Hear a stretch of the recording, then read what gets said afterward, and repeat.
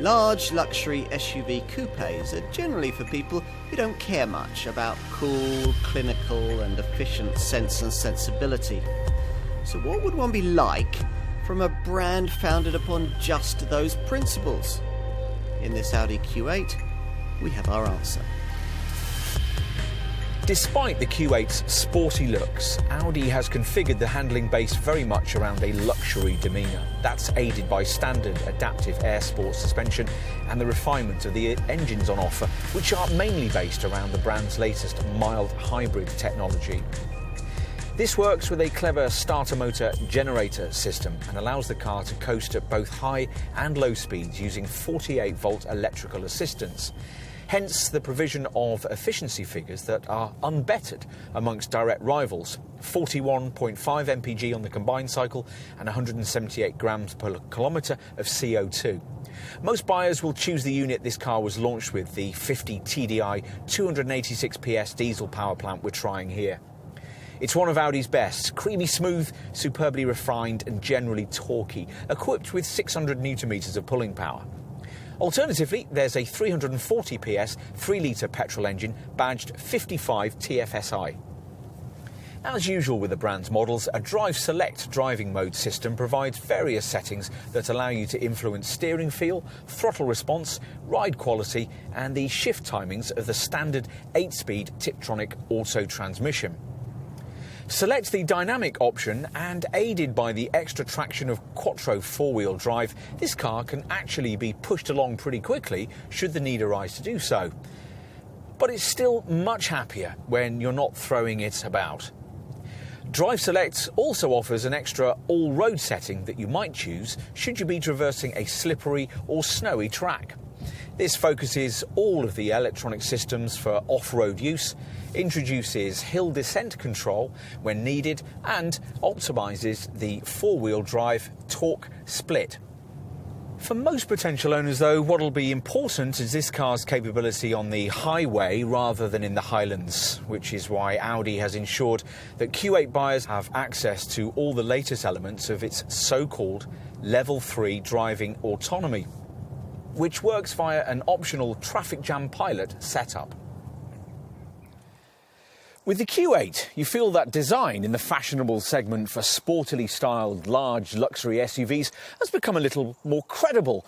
The models that originated this class of car, the BMW X6 and the subsequent Mercedes GLE Coupe, certainly have street-side presence, but they're very obviously merely coupe versions of their conventional large SUV showroom stablemates.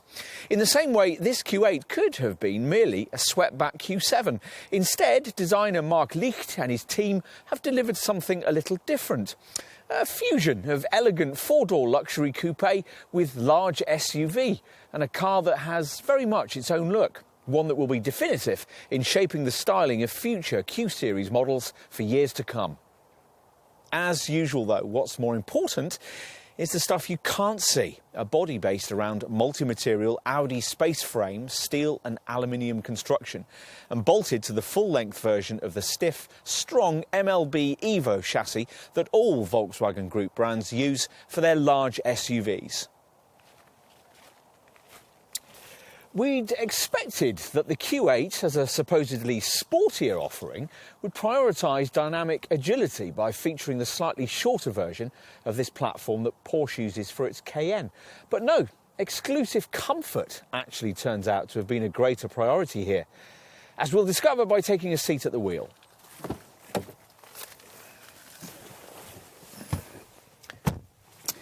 Behind the wheel, there's no cockpit-style feel, as there would be in, say, a rival Porsche Cayenne. Instead, Audi's delivered us what it calls a luxury lounge, based around the upmarket cabin structure it now uses on all its larger models. You're going to need to like screens, because this gloss black panelled layout incorporates no fewer than 3 of them. The 2 you'll notice first powering up as soon as the doors opened and dominating the upper and lower parts of the shiny centre stack.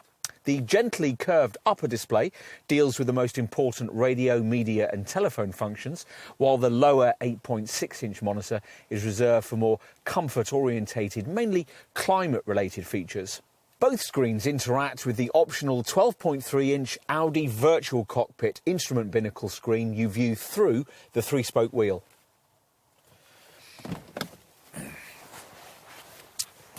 Let's move to the rear, accessed via this wide-opening, frameless door. Now, given that the wheelbase of this 5-seat model is basically the same as that of its 7-seat Q7 showroom stablemate, you'd think this Q8 would be pretty spacious in the rear. Let's see. Sure enough, there's ample leg and headroom for a couple of 6-foot adults to stretch out in real comfort.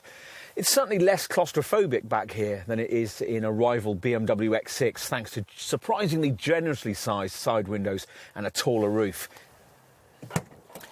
We'll finish by taking a look out back. The hatch opens electrically as standard, gesture control is optional, to reveal a 605-litre space.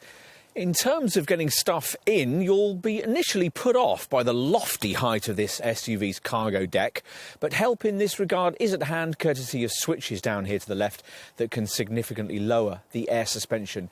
You get a 12-volt socket, but there isn't any significant storage space beneath the boot floor, despite Audi's refusal to supply any sort of spare wheel.